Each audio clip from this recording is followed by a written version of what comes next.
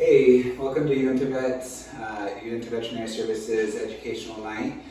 Today we're going to be talking a little bit about some of the summer things as well as some kind of random things to do with your animals that we want to keep track. I am Dr. Stott. I've done a couple of these in the past, but today, like I said, we're going to start out. The first one I'm going to talk about is allergies. We have a lot of people that come into the clinic and their dogs have signs of allergies. And a lot of these things that we're seeing, primarily gnawing at the feet and the front paws. A lot of times with the groin and the armpits, the skin will be more red, more irritated. And we're actually seeing a lot in the ears. So I know that could also mean that we have parasites, we could also have some ear infection going on. But if your dog does have those signs, likely they're having seasonal allergies. And that can be winter or summer, so this could really go any time of the year. But if it truly is a seasonal allergy, unfortunately, the best thing to do for them is to give them some treatment to help them take care of that itch, help them feel a little bit better that way. But on the flip side, if it's a food allergy, there are some things that we can do at home to kind of help out with this. The main thing at home with food allergies is the protein source. So once you get your bag of food out and look at it, if your protein source is chicken or beef or venison, whatever it is, we need to change the protein source to a complete different protein. So maybe chicken to venison or salmon. And then we need to do that for 3 months. And I know that's a really long time, and it's not something that's going to be fast or easy. The hardest thing there is no treats. If I'm doing a salmon-based protein diet, the only treats I can give my patient or my dog is going to be that salmon treat. Anything else that we do is going to introduce those allergens back into the body of your pet, and then we're going to have to start this whole 3-month trial back over. But in general, 3 months on a new food, if we can get away from doing those medications long term, it's going to save you quite a bit. Those allergy medications aren't the cheapest ones out there, but also it's just going to help your pets so that they don't have to get shots or the pills, whatever you end up doing for them. Just a couple more things on allergies. Primarily, we don't see allergies in cats. We joke that cats don't read the textbook, they don't know the rules, but most cats don't have allergies. And then dogs are going to be about 2.5 years old when we start to see them. Typically bulldogs, Shar-Peis, some of those brachycephalic or short-nosed dogs are the ones we're going to see more commonly. But just watch for those signs. Again, it's armpit, groin, red irritation, gnawing at the feet, or just really often having ear infections. So that's food allergies. If you do have more questions about, seasonal allergies, food allergies, if you have more questions about that, or if you think your pet might have something going on, give us a call. We'd love to work with you.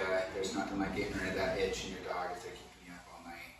We do have various methods to help get rid of that initially, and then like I said, our long-term goal is to find the source of the allergy and get rid of it. Next topic, next week is the 4th of July. We're going to have a lot of fireworks. Biggest thing is plan ahead. Don't call us the 3rd of July asking for something to help your dog with noise aversion. We're open till Wednesday, I believe, the 3rd, and then after that we're closed for the rest of the holidays so that we as clinicians and techs can go home and spend the holiday with our families. If your animal has a fear of noise, if they in previous years have gotten worked up with the fireworks, the safest thing to do for your pet is going to be to lock them indoors. We don't want to leave them unattended necessarily. I don't want to lock them in the closet, but if we can get them inside away from those loud noises, that's going to be the best thing for them. I know in the past I've taken my dog to the basement and we just kind of hung out there, and that helps. We don't hear the fireworks. The other thing with that, make sure the windows are shut, doors are shut, locked. You don't want your dog to run out because it's panicking because of loud noises and get hit by a car or get lost out there on the 4th of July. So that's one way that we can do without really seeing us. The next thing that you can do at home, Adaptil, or there are other smells or diffusers that you can get online. Those are going to just help your dog get those smells in. They're going to feel more calm. They won't be sedated at all. It's just going to help relax them, calm them. And the same thing, just lock the doors, shut the windows. Don't let them escape out of the house if they end up breaking through those. On our side of things now, there are various medications we can use. Trazodone, acetylpromazine, Mycilio. Those are medications that if you come in and talk with us, we can prescribe those out for your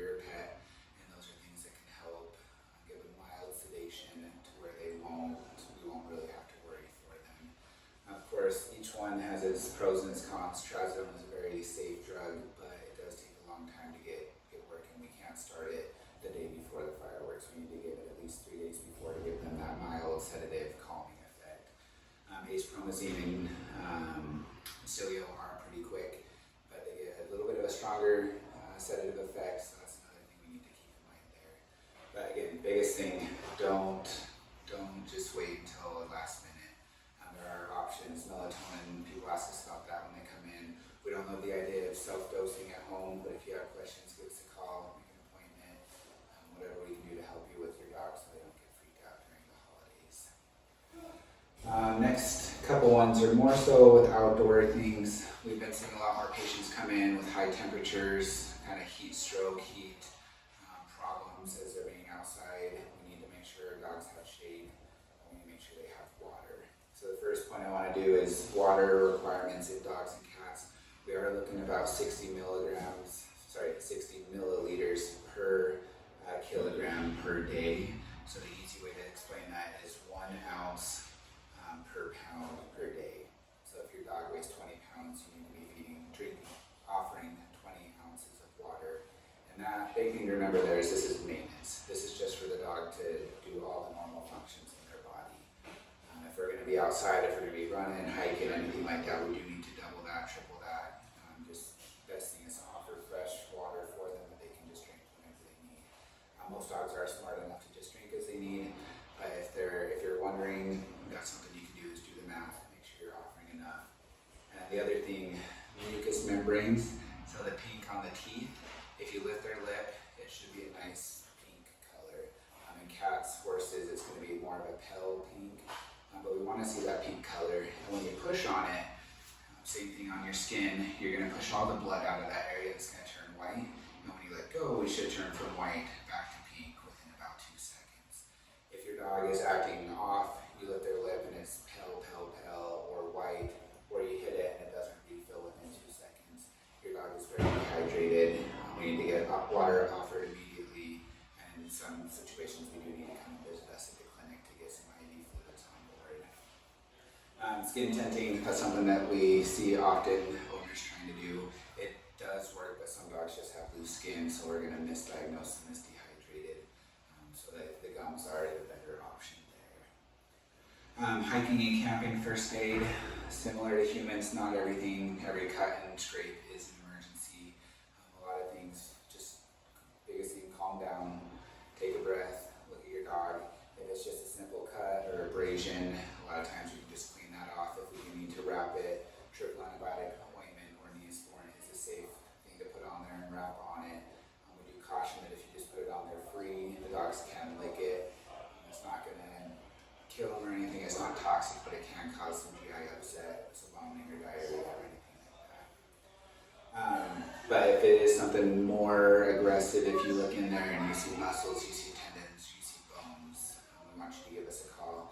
A lot of times we're just going to walk you through with how to wrap it. It might not be an after-hours emergency type situation, but we for sure need to get it seen. We can stitch wounds closed. Recommendation, anything less than 6 hours of age, we can stitch closed without worry. After that, we do have to do some things or assess it differently. So the sooner you give us a call, the sooner we talk it through, the more options we have. So just keep that in mind as you have those injuries with your animals. If you have a broken bone, just stabilize it, give us a call. Again, same thing as with the wound, the sooner we talk to you and assess the situation, the more options we have. Sometimes we can just splint it, sometimes we can cast it, but if it goes too long and it starts to heal in the wrong position, we're going to have issues with long-term health of that bone, and we also don't have as many options once it's starting to heal. Back to the heat thing, make sure your dog has shade when you're camping, hiking. If you're out in the sun and you're getting hot, your dog or cat definitely is overheating. If you look at our size versus our dog's size, we don't have as much water in our body, we don't have as much thermal regulation, or they don't have as much thermal regulation as we do. So if you're hot, your dog or cat's going to be hot as well. So make sure that they have shade and water available. Avoid playing near the fire. I know it sounds dumb, but we've had dogs playing fetch or just playing near a fire, and the dogs run through the fire not really realizing what it is. Fire burns are a serious thing there. They take a long time to heal. But just keep in mind, if you can keep them away from the fire, that's going to help them. And then one that seems to make a lot of sense, if you're going on long hikes, we wear nice hiking boots. We spend money to help our feet longer than our dogs are used to, they do make booties. You can buy booties or make something at home to help protect their paws. If your dog's used to going for a mile hike or 2 mile hike, that's fine. But if you're now going out for a 5 mile hike, 10 mile hike, keep in mind that your dog's feet are not accustomed like yours are. Next one, parasites. We think of parasites most commonly in the summer months. That's when we see the fleas, we see the ticks, we see lice, we see all those things because it's hot outside. Parasites are year-round. We do recommend doing those preventatives year-round. There's a surprising number of clients that we talk to that don't actually do anything as far as parasite control goes. There are a lot of cases that come in through the door that we talk with, and have they been on a tick preventative, flea preventative, or internal parasite, we could have avoided the situations that we're in. They call them preventative medicine because we want to prevent you coming in and having to deal with the bigger problems later. Ticks transmit viruses, and once those get in the body, a lot of supportive care and long-term treatments needed. Intestinal parasites, your dog's going to start losing weight. They're going to eat a lot, but those parasites are still in it. They're not getting the nutrients they need, so they're going to have hair abnormalities and stuff like that. Again, just giving them that once monthly or bi-monthly, whatever option you decide. There's many over-the-counter products available. We carry some here. That's going to help you out in the long run. There is one that you do have to see us for, heartworm. If you imagine your heart full of worms, we get that preventative medicine for heartworm, and all of those worms die at once. The heart can no longer beat. If your heart's not beating, you're not going to survive. So that is when we just do a quick blood test. It takes about 10 minutes to run, and if it's negative, then you can do the heartworm prevention. I know you might think we don't have that here in the basin, but so far this year we have diagnosed 2 dogs with heartworm. So it's coming. It transfers via mosquitoes, and anywhere you see mosquito, there's a chance that that's going to be there. And with all the interstate travel, dogs traveling, the spread is going to get here, and it's going to get worse. So consider those things now. Preventative medicine is going to ideally save you in the future. The last one that they want me to cover today is nutrition. Nutrition is going to be the same in the winter as it is now in the summer, but keep in mind our energy requirements. In general, this is a study done by the Ohio State University. Your resting energy requirement, there's an equation, your weight in kilograms raised to the 3/4 times 70. That's a big number. Just call us and we can help you with that. But that's going to tell us exactly how many calories your dog should be eating for their stage in life. I do have this chart here. You won't be able to see it probably, but it just shows us different stages of life require different amounts of energy. So in a neutered adult, we're going to have that resting energy requirement, and we're going to times that number that you get by 1.6. A neutered male, adult, or female needs more energy. Intact, though, they need more, 1.8 times that. Down here on the bottom, puppies, we're going to go 3 times that amount. Puppies 4 months old to adults, 2 times the amount. So depending on where your dog is specifically, these active working dogs, the athletes, up to 5 times that resting requirement. So although you might do that equation and it says your dog needs, let's say 500 calories per day, that's if your dog sits on the couch and does nothing. It's not growing, it's not developing, it's not doing anything. But as a puppy, we're growing, we're getting bigger. We need the extra nutrients to get where we're going. So this is, you can Google the Ohio State University RER, and it will pull this chart up for you. Same thing, come to the clinic, we'll look at your dog. We're going to have an ideal weight for what your dog should weigh. And some of these, if we have a big dog or we're trying to lose weight, we have the formulas here to help us know the amount of calories your dog needs. And that's something, this works with any brand of food out there. It's going to be the calorie count. So I know no one wants to count calories, but in dogs with kibble, it's a lot easier. You just do it once and then you know what it is per day. And what I do with my kids want to feed. We have a cup. We know how much my puppy needs. And we fill that cup every morning. And through the day, my kids feed that food as treats. They feed it for the meals and everything they need there. As far as what we recommend here at the clinic, Purina Pro Plan, Heals, and Royal Canin are veterinary nutritionists that create those formulas. They have them for all stages of life, and you can use this formula to help you, or it's on the bag as well. But they are more beneficial. It's been shown to show that your dog will have a longer life on these. I know everyone wants to do the fat diets, and that can get a little bit risky depending on which ones you pursue. But the one fat diet I will warn against is we do not want a grain-free diet. That for a while was recommended, it was awesome, but in the years since we found that grain-free diets have caused dogs to have their hearts get big.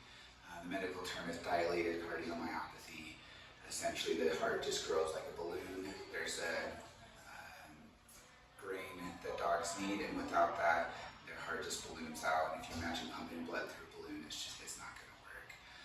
So that is something I will warn you against. Otherwise, if we can get your dogs to the correct weight, keep them long, happy life, that's our goal. So if you have any questions on any of those, I know it's kind of some random topics, but just some things to consider for your puppy health, just wellness, preventatives like that. Any questions, give us a call. We are welcoming Dr. Sieber in July 1st, I think it's her start date. So we will have 5 doctors, 4 males, 1 female, and we would love to talk with you, help you with any questions you might have. And our goal